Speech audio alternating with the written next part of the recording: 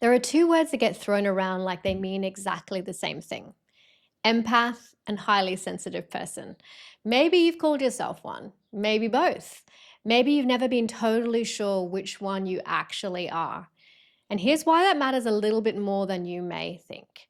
Because if you don't know which one you are, you've probably been trying to fix the wrong thing for years. You've been managing feelings that were never yours, or you've been protecting yourself from a world that was never the real problem in the first place. And today I want to make this really clear. The actual difference between an empath and a highly sensitive person, or HSP. How to tell which one you are. And then the one question underneath all of that that really shifts everything. A question almost nobody is asking. Let's get into it. Okay, so these two terms do overlap. There is a Venn diagram where these two overlap. And this is exactly why everyone gets them confused. But they aren't the same thing. Let's start with the highly sensitive person. The HSP is someone whose nervous system processes their experiences really deeply. So bright lights feel like a lot, loud sounds, scratchy fabric, strong smells, busy environments, all so turned up. You feel your own emotions really intensely. You notice tiny details other people walk straight past. You need more downtime to recover because you've simply taken in more. That's an inner experience. It's about how deeply you process the world coming at you. And now the empath. This is a different thing. If you are an empath, you don't just process your own experience deeply. You take on the emotional and energetic content of other people. You feel what they feel.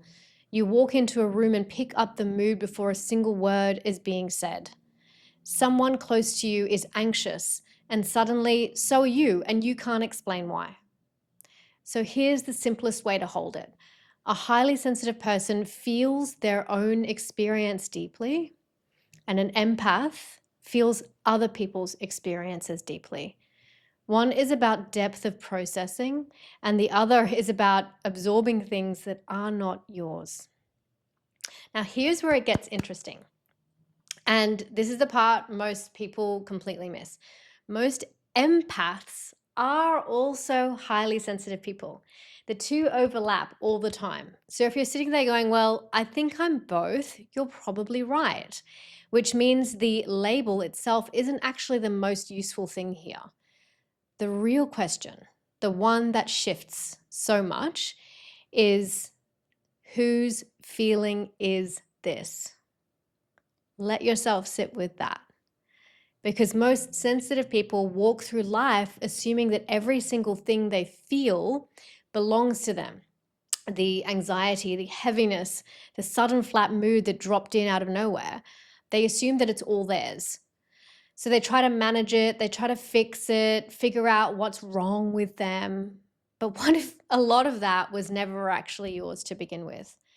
What if that anxiety walked in the door with somebody else? What if that heaviness in the room is somebody else's and not yours? What if you spent years trying to heal feelings that you simply picked up, like picking up a phone call that was meant for someone else? That's the question. Whose feeling is this? It's the beginning of everything, because the moment you can even ask it, you're no longer at the mercy of every emotion that moves through you. You get to choose what you carry and what you feel. So why does any of this even matter? Why am I making you think about labels at all? Because knowing which one you are changes what you actually need. If you're a highly sensitive person, your work is mostly about your relationship with stimulation, honoring your need for rest, not overbooking yourself, building a life that doesn't constantly overwhelm your system, letting your depth be a feature and not a flaw. But if you're an empath, rest alone will not fix this, because the issue isn't just how much is coming in, it's that you can't always tell what's yours and what isn't. Your work is energetic differentiation and energetic sovereignty. Learning to feel the difference between your emotion and the one you just absorbed. coming home to your own energy, your own signal so clearly that other people's stuff stops running your day. And if you're both empath and HSP, you need both, the rest and the differentiation. Do you see why the label matters now? It's not about putting yourself in a box. It's the opposite. It's the first act of sovereignty, because you can't reclaim your energy until you actually understand how it works. Self-knowledge first, and then freedom. Sending you all so much love. Mwah.